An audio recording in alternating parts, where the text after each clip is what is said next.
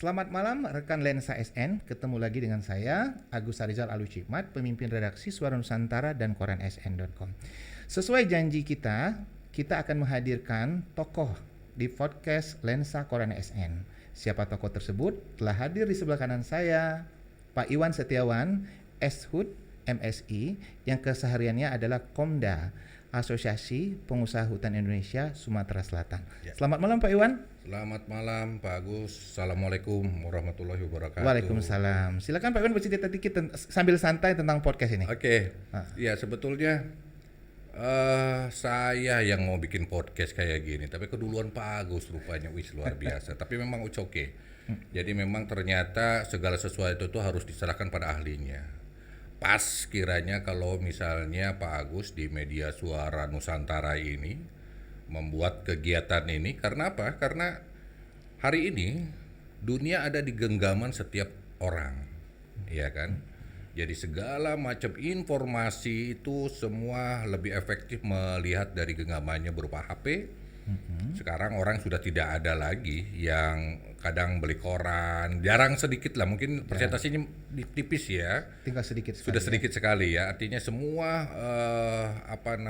mendapatkan informasi itu dari satu HP, genggaman, dari satu genggaman. Dan gratis Pak. Dan gratis, melihat YouTube-nya, melihat berita-berita yang online ya, segala macam. Luar biasa Pak Agus. Memang ini menunjukkan Suara Nusantara ini visioner ya. Siap. Luar biasa. Oke, kita langsung ke bincang Pak ya. Ke bincang. Mungkin keseharian Pak Iwan, rekan Lensa SN adalah Komda APHI Sumatera Selatan ya. Mungkin Pak Iwan bisa bercerita sedikit tentang APHI ini ya. Ya. Ruang lingkupnya Pak Iwan. Ruang lingkupnya betul. Jadi mungkin ada yang masih asing terkait dengan APHI. Kadang ada yang suka keceletot juga APHI atau apa gitu ya. Jadi APHI itu Asosiasi Pengusaha Hutan Indonesia, Pak Agus. Alhamdulillah saya diberikan amanah untuk menjadi komisaris daerah di Sumatera Selatan. Jadi APHI ini adalah sebuah perkumpulan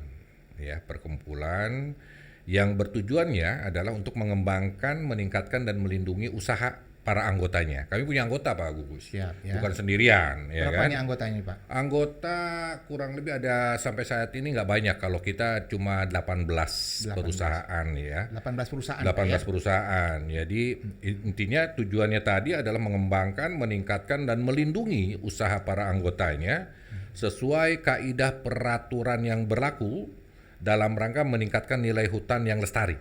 Ya.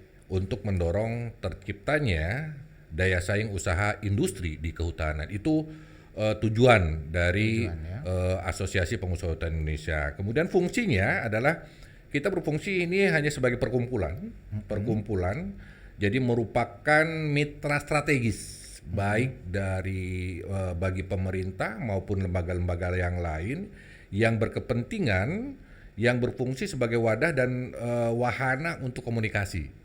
Di situ ada untuk komunikasi, informasi, konsultasi, fasilitasi, bahkan advokasi, misalnya advokasi juga mengenai hal-hal yang berkaitan dengan pengusahaan hutan. Jadi dalam rangka kegiatan usaha yang bertanggung jawab, prinsipnya akuntabel, kemudian transparan dan profesional. Itu fungsi dari Asosiasi Pengusaha Hutan Indonesia. Kemudian keanggotaannya itu terdiri dari perusahaan-perusahaan yang pemegang izin usaha pemanfaatan hutan alam dan izin pemanfaatan usaha hutan tanaman. Dan kebetulan di Sumsel itu tidak ada izin pengusahaan hutan alam, cuma semua anggotanya 18 itu adalah merupakan izin pengusahaan hutan tanaman industri, HTI, terkenalnya HTI kalau mungkin Pak Agus sering mendengar ya. HTI. Hutan tanaman industri. Nah, kami ada 18 anggota di Sumatera Selatan, itu semuanya izin usahanya adalah hutan tanaman industri. Begitu Pak Agus. Oke. Mungkin yang paling sulit di antara yang Pak Iwan ceritakan tadi yang mana Pak ya? Paling sulit apanya nih? Paling sulit apanya? Menanganinya di antara yang Bapak jelaskan tadi.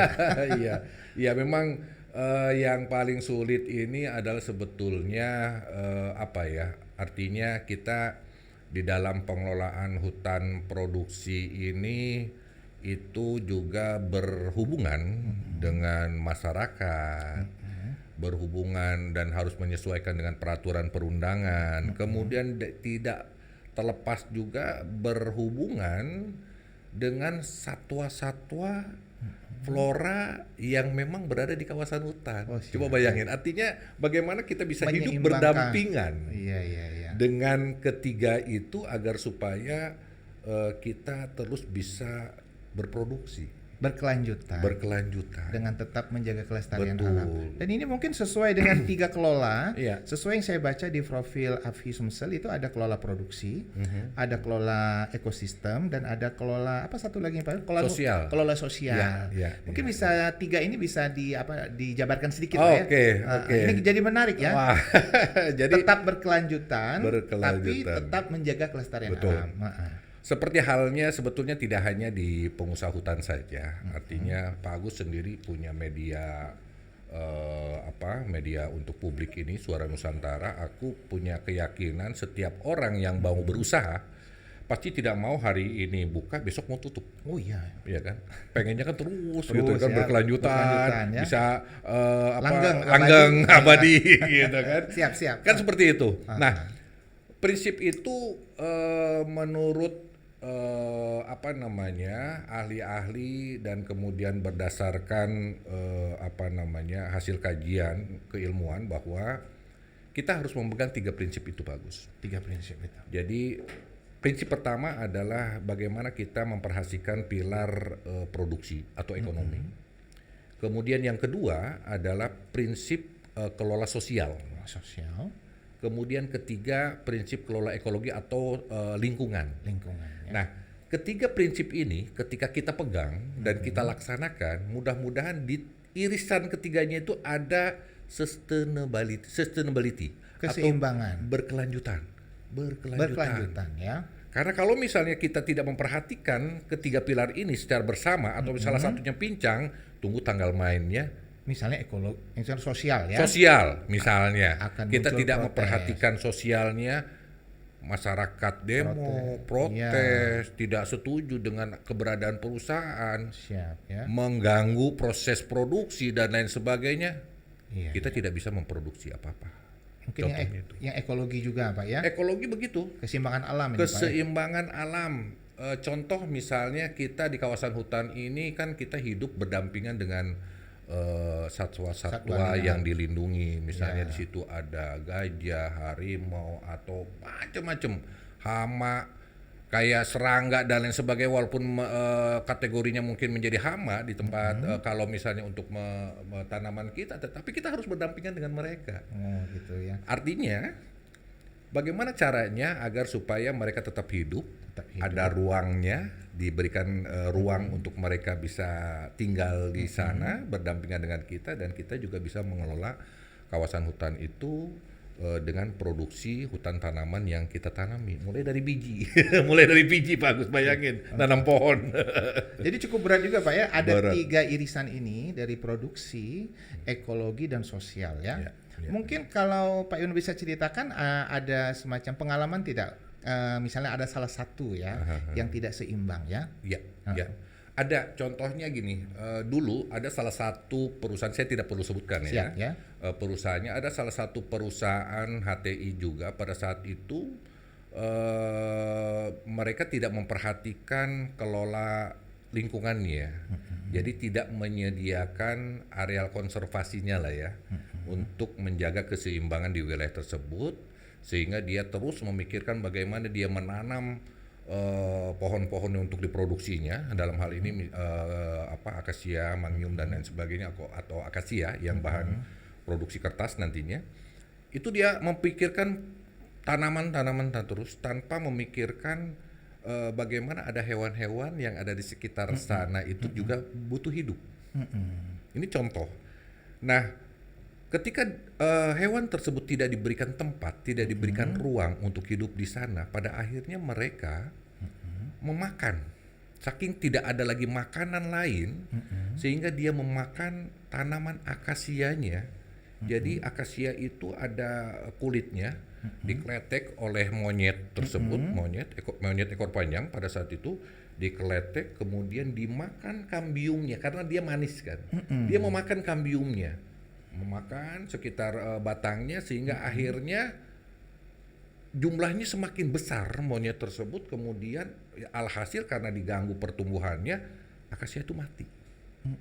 Boro-boro untuk bisa sampai Malah menjadi hama, Pak ya. malah jadi hama, malah sampai ke tingkat hama. Artinya itu salah satu contoh. Mungkin ini salah satu langkah dari APHI ya, memberikan contoh atau memberikan himbauan Himbauan, bahwa 3 betul. irisan tadi menjadi sangat penting. Sangat penting karena kita hidup di alam, ya kan, alam terbuka. Kawasan hutan itu bukan seperti pabrik, Pak Agus. Kalau pabrik itu mungkin dibatasi dengan pagar, tembok yang tinggi-tinggi, orang tidak bisa masuk, hewan tidak masuk dan lain sebagainya. Kalau ini kawasan hutan produksi itu tidak berpagar, kita berhubungan dengan alam, dengan manusia, dengan hewan yang dilindungi atau hewan-hewan yang lainnya yang juga hidup di kawasan hutan tersebut. Mungkin untuk ekologi sosial bisa Pak Iwan contohkan support ya dari APHI selama ini, atau kerja atau rangkaian kegiatan ya untuk ekologi sosial.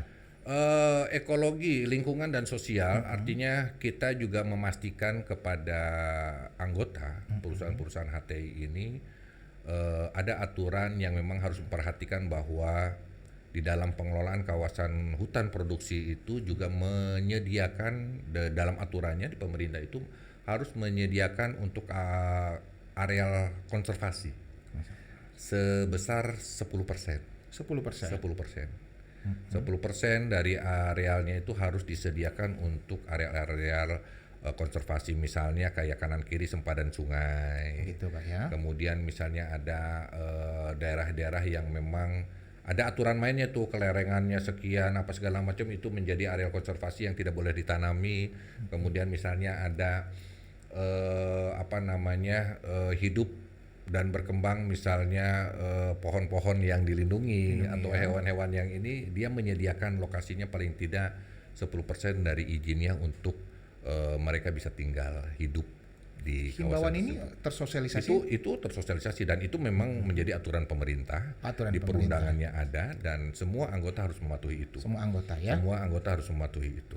Andai kata di lapangan tidak ditemukan tidak mematuhi, gimana misalnya itu Pak? Pertama, dari sisi hukum tentunya di Kementerian Lingkungan Hidup dan Kehutanan juga setiap tahun ada monitoring. Ada monitoring. Ada monitoring dari kementerian, juga ada monitoring bagaimana mengevaluasi bagaimana kinerja dari perusahaan-perusahaan tersebut. Yang kedua juga kalau misalnya tidak memperhatikan, yaitu tadi yang tadi saya sampaikan, tunggu tanggal mainnya. Tunggu tanggal main. Mereka akan rugi dengan sendirinya. Daripada itu terjadi, lebih baik kita mencegah. Jangan sampai, ya kan? Karena kita pengen sustain, kita ingin berkelanjutan kan gitu. Gitu. Sangat menarik Pak Iwan perbincangan malam ini. Bagaimana untuk kelola sosial Pak Iwan? Ya, kelola sosial jauh lebih menarik sebetulnya Pak Agus, karena kita hidup dengan masyarakat sekitar ya. Yang notabene hari ini kalau saya prinsipnya gini, bahwa masyarakat ini akan kita ajak untuk bekerja sama dengan perusahaan, sehingga langkah pertama yang harus kita berikan adalah ya sama, mengedukasi mereka dulu. Ya, mengedukasi mereka apa artinya hutan produksi, apa itu kawasan hutan dan lain sebagainya. Kita mensosialisasikan itu dulu ke masyarakat, pentingnya kawasan hutan dan lain sebagainya. Itu kadang ada yang memang ya masyarakat ya, ada mungkin yang memang tidak tahu, ada yang mungkin pura-pura nggak tahu, ada juga ya, gitu kan. Pura-pura nggak tahu, pura-pura nggak tahu, ada gitu kan. Tapi terlepas dari hal itu semua, paling tidak kita berusaha untuk menyampaikan, mengedukasi, memberikan edukasi kepada mereka, karena prinsipnya buat saya, buat kita bahwa ketika kita bermitra siapapun, misalnya kita dengan Pak Agus nih, saya misalnya mau bermitra dengan Pak Agus, di mata hukum itu kita sebagai mitra sejajar ya. Iya benar. Ya kan, ketika sejajar kita punya hak dan kewajiban yang Kewajiban. sama, Saling memberi, saling memberi masukan. saling memberi masukan dan lain sebagainya, sehingga penting menurut kami itu penting kiranya masyarakat yang memang belum mengetahui ini supaya bisa tahu dulu, Iya. mengerti dulu, paham dulu, sama-sama paham.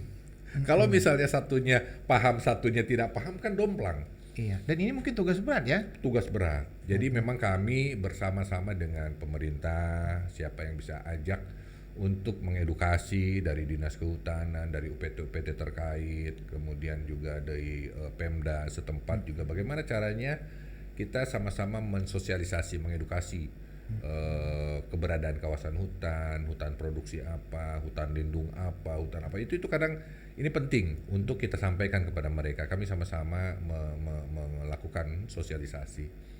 Karena ketika nanti kita bermitra, jangan sampai ada yang paham, ada yang tidak. Atau ada yang sudah menerima, ada yang menolak. Betul. Dan sampai sekarang Betul. itu terus terjadi Pak ya, sosialisasi itu. Ada Pak. Jadi terus kita lakukan edukasi itu tidak bosan-bosan. Kita mengesosialisasikan setiap kesempatan, termasuk seperti ini.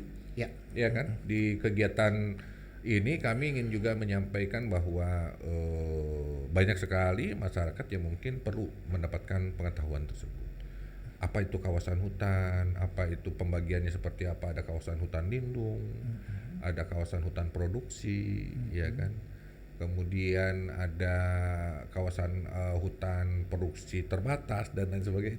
Itu hal-hal yang mungkin kalau bagi kami orang-orang rimbawan ya, kawasan hutan itu sudah tidak aneh ya, sudah aneh. paham ya. Tetapi mungkin bagi kawan-kawan yang lain, masyarakat mungkin apa sih maksudnya, tujuannya, fungsinya apa dan lain sebagainya. Kadang itu kita harus Bagaimana periodik untuk memberikan sosialisasi ini Pak ya?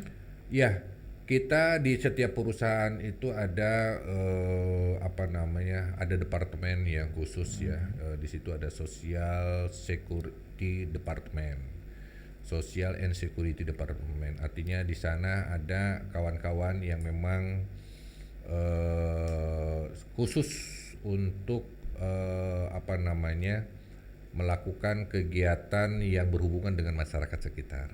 Mulai dari bagaimana pengamanan bersama-sama dengan masyarakat, kita melibatkan masyarakat, kemudian juga di sana ada kawan-kawan kita yang memang khusus pemberdayaan masyarakat, bagaimana upayanya meningkatkan perekonomian, penghasilan dari masyarakat sekitar. Itu ada departemen khusus yang memang menangani agar supaya jangan sampai ada kecemburuan, Pak Agus. Ya. Jadi kami berprinsip, perusahaan-perusahaan HTI ini punya prinsip ketika maju ya maju bersama. Ada slogannya HTI lestari, masyarakat juga maju. Masyarakat juga maju ya. Iya kan. Jadi artinya jangan sampai domplang, ya. Ya itu tadi. Jadi kita juga sama-sama. Cuma problemnya adalah itu tidak mudah, ya kan. Kita punya niat baik, tetapi terkadang juga mungkin diterimanya dengan kecurigaan, salah penafsiran. Oh jangan-jangan ada maunya nih, ada maunya nih gitu kan. Padahal dan itu salah satu tambah berat lagi tugasnya. Iya. Artinya itulah kenyataan.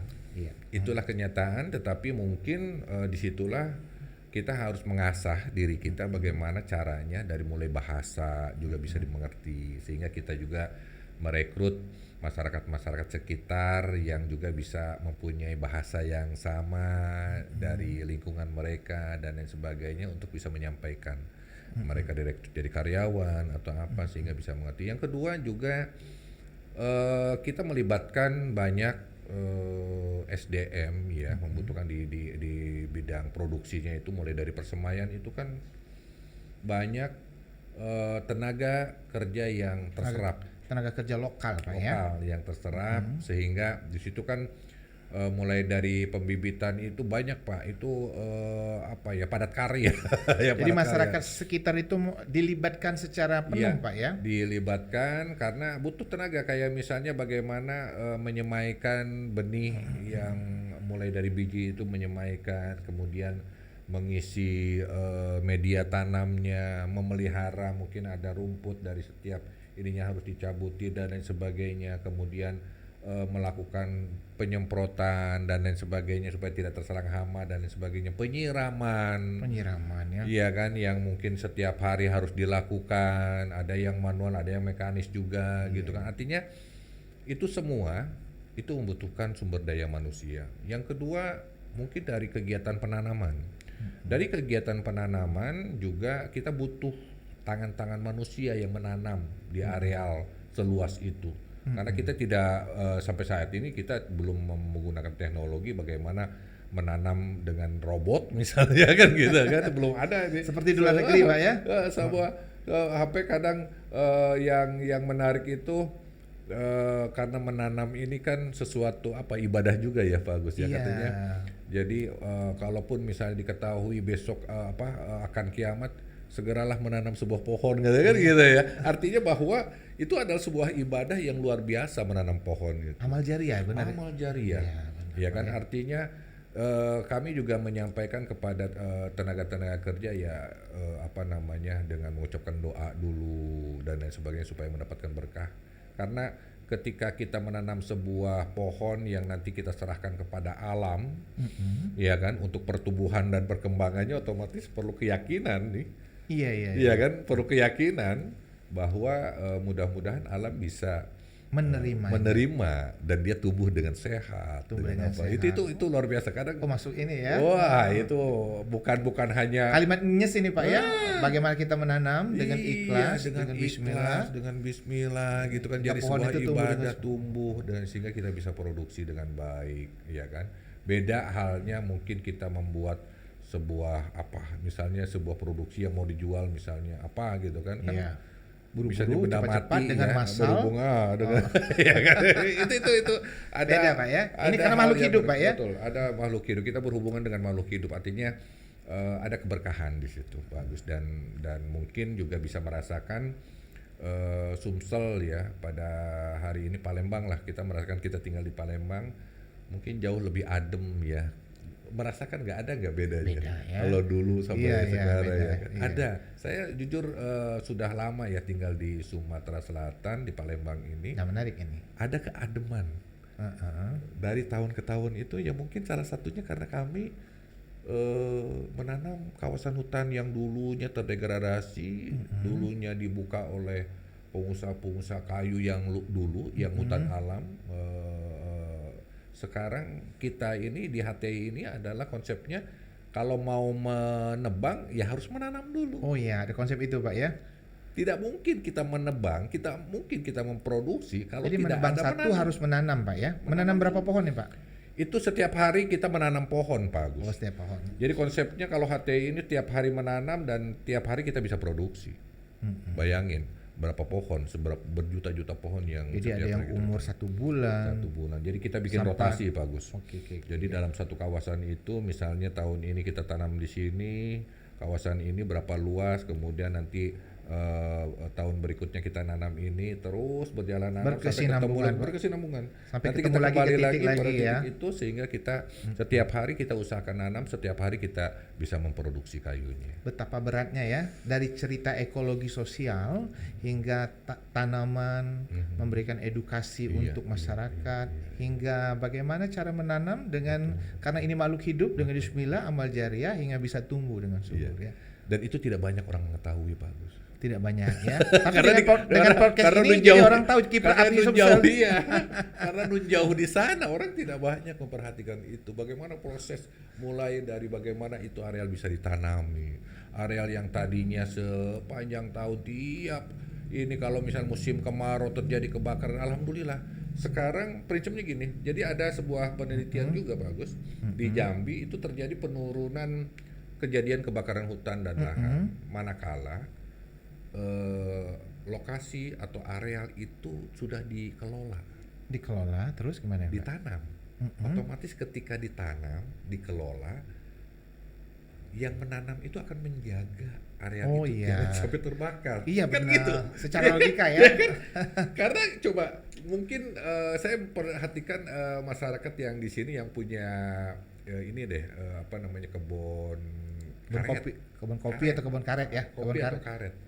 Ketika musim kemarau, dijaga, mereka. dibersihkan ya. Dibersihkan dari rumput-rumput yang kering-keringnya, ya kan. Kemudian dia jaga tuh kalau musim kemarau jangan sampai terbakar pohon-pohonnya, Iya, iya. tanamannya yang mulai kecil kan ada Jadi rasa dari sayang ranting, gitu dari kan. rumput-rumput yang mungkin mudah terbakar, Pak ya. Disiangi, dibersihkan. Masuk kemudian akal itu, Pak. Itu kan Jadi rasa memilikinya lebih betul, tinggi. Ya. artinya ketika dikelola, insya Allah ada yang merawatnya, ada yang melolanya, ada yang menjagain, jangan sampai kawasan itu menjadi terbakar. Rugi dia kalau terbakar kan gitu. Logikanya gitu kan. Siap. Iya. Tim kreatif ada mau tanya nih tadi. Silakan Ilham. Kebetulan tim kreatif kita ada Ilham, ada Maggie. Ada Oke. mau tanya? Silakan. Mau tanya kesulitan apa yang biasa Bapak alami dalam melestarikan hutan tadi? Ya, banyak sih ya, tetapi ya memang kita nikmati saja. Jadi banyak hal yang artinya gini, bahwa tidak banyak semua yang memang bahkan yang setiap harinya tergantungan kepada hutan pun ada yang tidak paham bahwa bagaimana sebetulnya fungsi dari hutan itu sendiri, ya kan? Kemudian juga ada juga masyarakat tidak paham bahwa kalau misalnya dulu dia terbiasa mengambil sesuatu dari alam dengan mudahnya, dan akhirnya kebiasaan itu terus menerus, dan akhirnya dia tidak mempunyai berpikir bagaimana berbudidaya. Karena kebiasaannya kalau misalnya zaman dulu kan pohon masih tegak-tegak tuh, Ditebang aja. tebang aja udah langsung kita dapat uang kan, Iya, nggak ditanam lagi. nggak ditanam lagi. Iya, iya. Iya kan, dia kebiasaan tuh mengambil sesuatu dari alam. Contoh misalnya ini juga ada misalnya di sekarang juga kayak misalnya dari apa namanya ikan. Ikan. Dia biasa mendapatkan ikan dengan memancing, dengan menjala apa segala macam di sungai-sungai itu dapat. Ya kan? Tapi nggak berpikir Tidak ikannya habis. berpikir bagaimana kalau ikan itu habis. Iya. Kadang orang sekarang banyak bagaimana caranya supaya mendapatkan ikan tuh banyak. Ada yang nyetrum lah segala Nyetrum, macam ya. sampai ke anak-anaknya kan mati.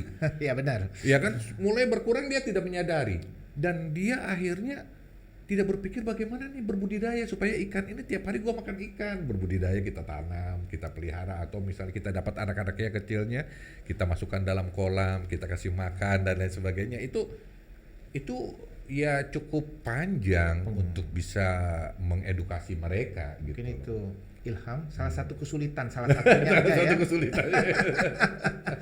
Mengedukasi, Pak ya. Edukasi itu harus terus kita lakukan. Merubah kebiasaan yang biasanya mengambil aja, Betul. tapi sekarang selain mengambil juga membudidaya. Harus membudidaya. Bagaimana memikirkan besok kita mau makan apa, besok kita mau manen apa, kita besok mau makan apa. Itu Pak Agus. Oke, Pak Iwan ya. Sangat menarik bincang dengan Pak Iwan ya malam ini ya. Mungkin pada season berikutnya kita akan bincang lagi dengan Pak Iwan dengan topik-topik yang lebih menarik, Boleh. dengan topik-topik yang lebih gres, Kalau dengan diundang, topik-topik kalau yang nggak lebih diundang saya malu. Siap diundang selalu. Pak ya. Oh ya Pak Agus, mungkin nanti juga kami juga mungkin karena gini, podcast ini penting untuk mensosialisasikan beberapa kegiatan. Mungkin next kalau memang berkenan nanti kami juga akan menghimbau kawan-kawan di di instansi kehutanan lah, para rimbawan. Mungkin tentunya nanti bisa pada saatnya Siap. itu mungkin diundang oleh Pak Agus Siap. untuk membicarakan Kami tunggu dengan senang hati. kegiatan-kegiatan yang mereka lakukan di Kementerian Kehutanannya apa, terutama kegiatan yang berkaitan dengan kehutanan. Oke, siap. Dengan senang hati, Pak. Jangan sampai gini Pak Agus, jangan sampai gini, kehutanan ini selalu ditanya pada saat ada bencana, Oh iya. banjir, Disalahkan. wah, mana nih orang kehutanannya nggak nanam ya selama ini, apa sih kerjanya gitu kan, ada kebakaran hutan dan lahan, mana nih orang kehutanannya dan lain sebagainya. Nah, saya berharap next kegiatan-kegiatan seperti ini juga nanti disampaikan oleh Siap. kawan-kawan mitra-mitra kita yang memang berkecimpung di kehutanan, di rimbawan, para penggiat-penggiat NGO juga mungkin pada saatnya Siap, mungkin siap. apa Kita yang tunggu mereka dengan lakukan. senang hati. Itu mungkin lebih baik ya, kita berkolaborasi. Pak Siap, Agus. aman. Kita tunggu di podcast-podcast selanjutnya. Ya, ya. Dan yang mungkin pesan Apsi Sumsel Pak Iwan untuk masyarakat. Oke, pertama saya sampaikan terima kasih Pak Ya. Agus kepada Suara Nusantara, dan saya mengapresiasi dalam kegiatan ini, dan pesan kepada masyarakat Sumsel pada umumnya adalah pertama, mari kita jaga kawasan hutan ini. Kemudian juga mari kita bersama-sama, saya dengan kerendahan hati mengajak bersama-sama semua unsur, lapisan masyarakat, kemudian juga pemerintah, kemudian juga akademisi, kemudian juga pemerhati lingkungan, LSM, lembaga swadaya masyarakat dan lain sebagainya. Yuk kita sama-sama berpikir untuk menjaga lingkungan kita, kawasan hutan terutama, karena tanpa ada kesadaran bersama, tanpa bekerja sama, tanpa kolaborasi yang baik, berkesinambungan, kita tidak akan mendapatkan hasil yang optimal. Jadi artinya kita mengajak semua untuk bisa sama-sama bagaimana mewujudkan produksi hutan secara lestari tadi. Ya. Itu Pak Agus. Itu saja ya. Oke, penikmat kanal YouTube Lensa SN, demikian perbincangan hangat dengan Pak Iwan, Komda Abhi Sumsel. Jangan lupa selalu untuk like, komen, dan share kanal YouTube ini biar pesan-pesan dari kami tersebar di masyarakat. Demikian perbincangan kita malam ini. Kita tunggu perbincangan berikutnya bersama tokoh-tokoh yang menimbulkan inspirasi lainnya. Selamat malam.